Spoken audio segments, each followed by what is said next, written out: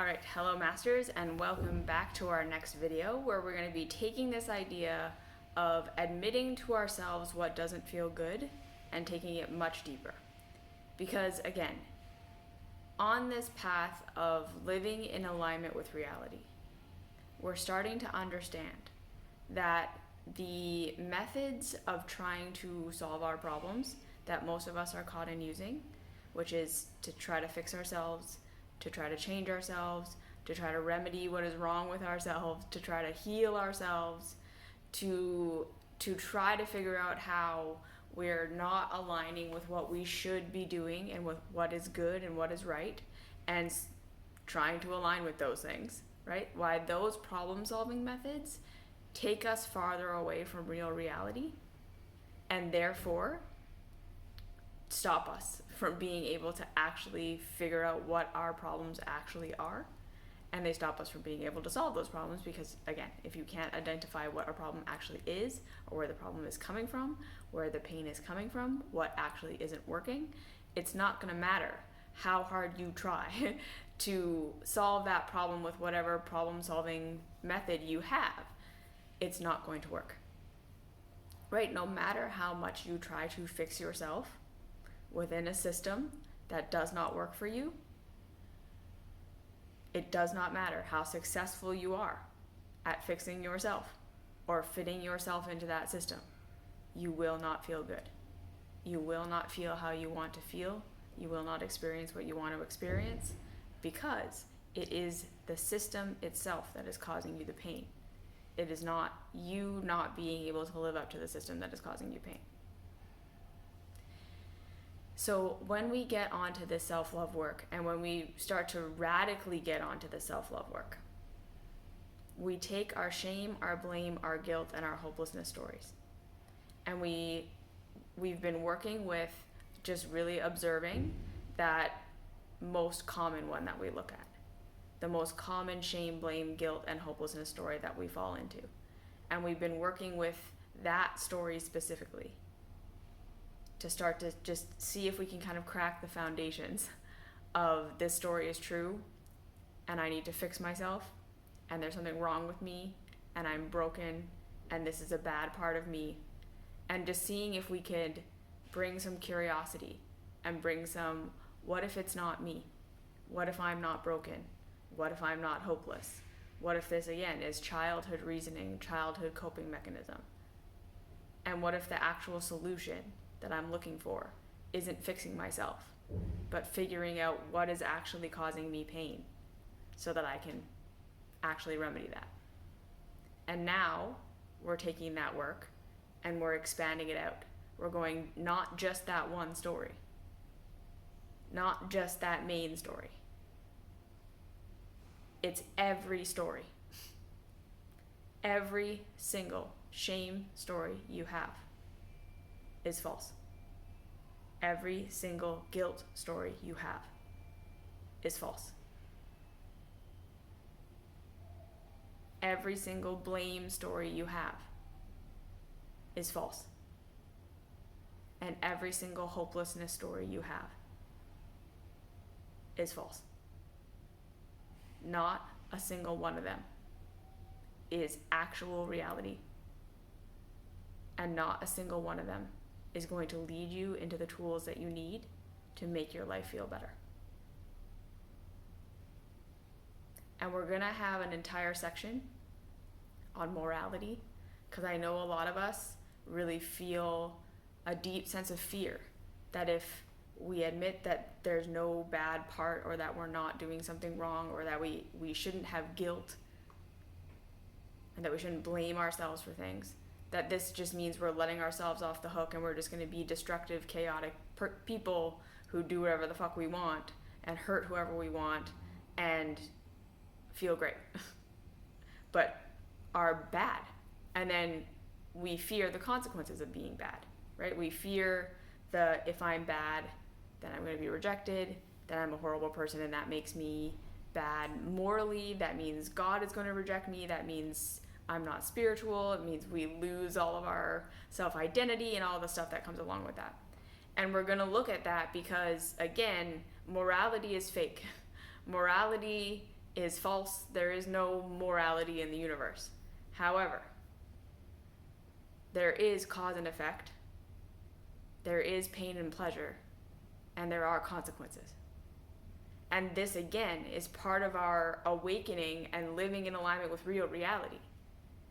Is we want to start to separate, okay, what are these human rules that people have made up that mean we are good and bad, that actually aren't in alignment in terms of outcome with what's actually beneficial and what's actually helpful and what actually is constructive versus what's actually chaotic and actually destructive. We, again, as we step into this adult reality, we are questioning everything. And not from a, I'm just going to throw the baby out with the bathwater, everything everyone told me is wrong, and I'm just going to rebel and do the opposite, because that is not intelligence. We're going to look for actual reality. And actual reality is not as confusing as we might think it is.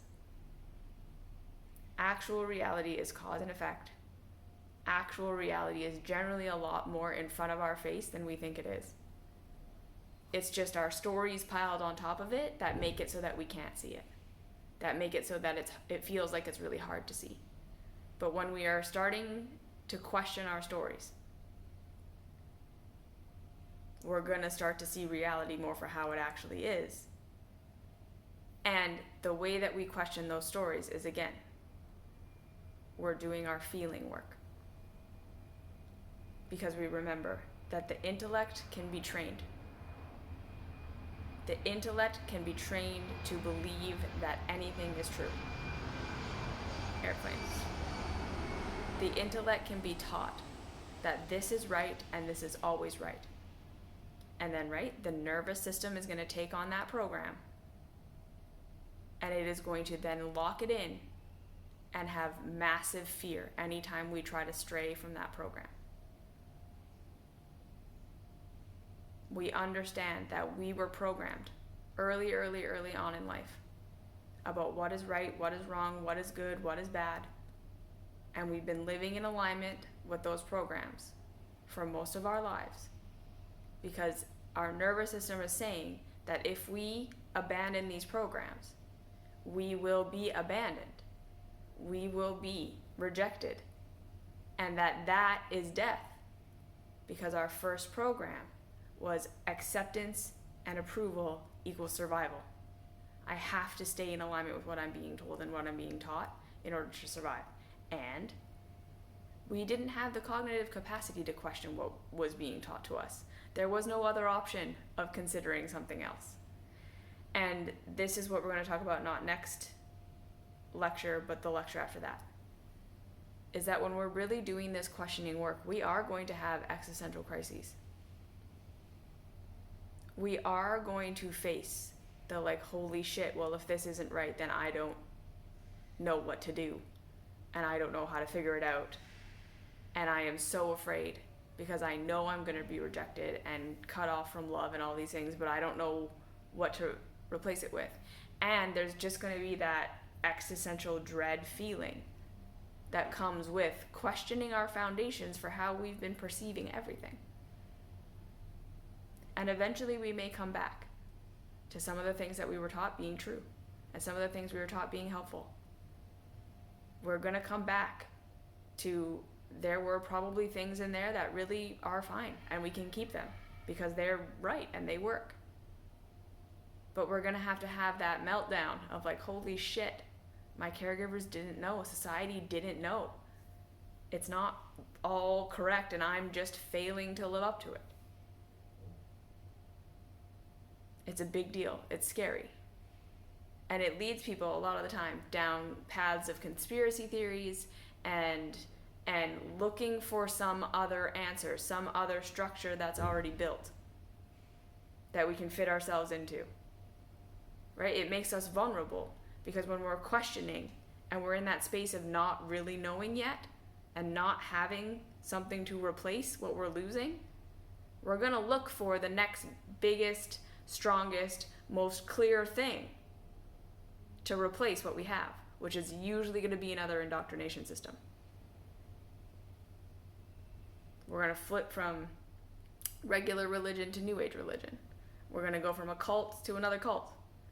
We're going to go from an extreme ideological way of seeing the world to another extreme ideological way of seeing the world.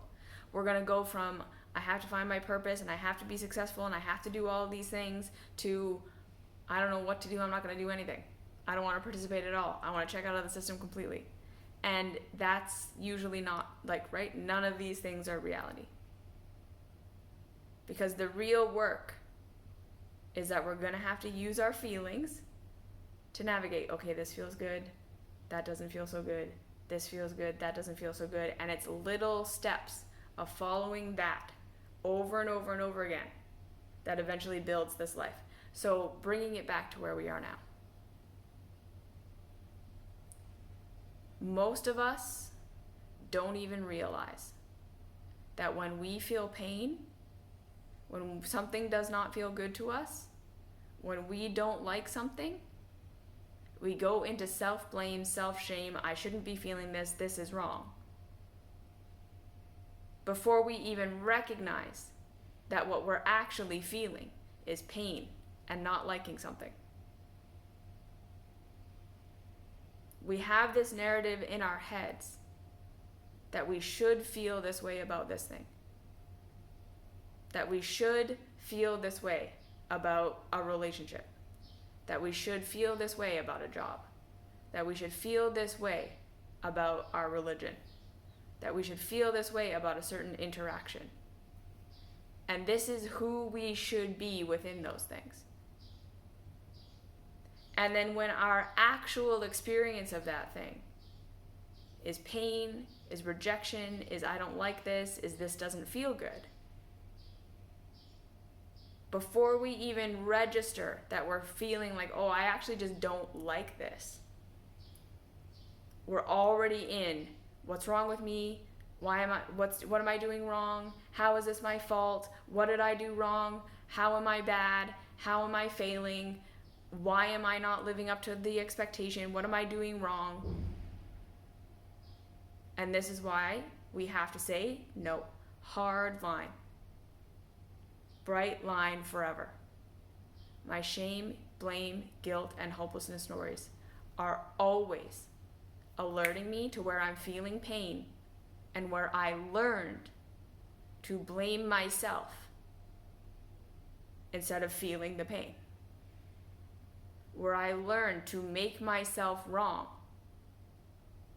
instead of being able to identify what was hurting so I could figure out why it was hurting and what I actually needed instead. And this is going to be a massive game changer if you're able to actually apply it. Because most of us are stuck in loops in our lives of religions, of family dynamics, of work dynamics, of partnership dynamics, of cycles of self-help and self-improvement and trying to make ourselves a thing, cycles of trying to heal our bodies that are based on the understanding that we're supposed to be okay in whatever is happening, that we're supposed to be able to do whatever it is we're trying to make ourselves do. And that is the only way to make ourselves happy and the only way to make ourselves healthy and the only way to make ourselves safe. Whatever we're trying to accomplish in our jobs or finding our purpose or in our relationship, this is who we have to be and this is what we have to do to be okay. That's what we think. And so anytime there's pain within that dynamic, the initial impulse is, what am I doing wrong that this doesn't feel good? What am I doing wrong that this isn't working for me? Because that's what we were trained to do. We were trained that you have the right blueprint. You have the right path. You have the right plan. So if you fail on it, it's you. If it hurts, you're doing it wrong. If you're doing all the things you should be doing and you're not getting the results you're being told you should get, You're not trying hard enough. If the people around you don't like you, it's you. If your relationship is codependent, you're not serving enough. You're not making the other people happy enough. If you don't feel secure, who are you letting down? These are the constant questions of our society. And the reality is no. What do you need?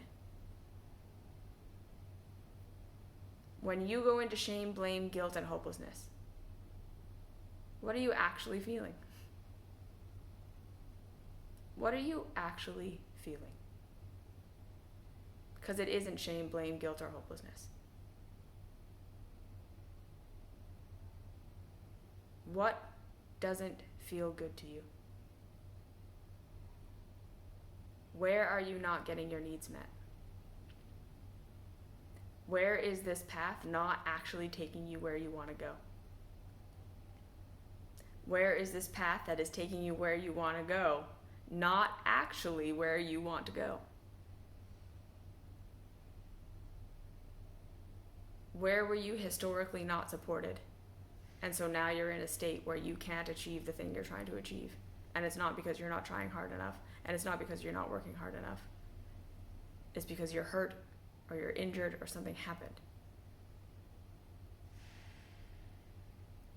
Where does this dynamic that's normal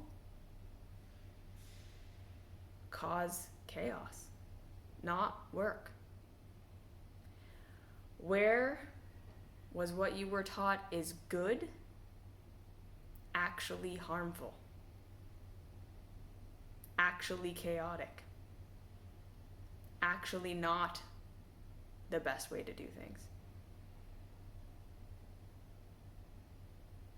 Where is your pain signal telling you this thing that I was indoctrinated I should do and should be isn't what I want to be and do and does not work in real reality? And same with pleasure. Where does my pleasure tell me what does work or what I do need, right? The displaced desire. We're looking at everything that is pleasurable to us, even anything that looks self-destructively pleasurable.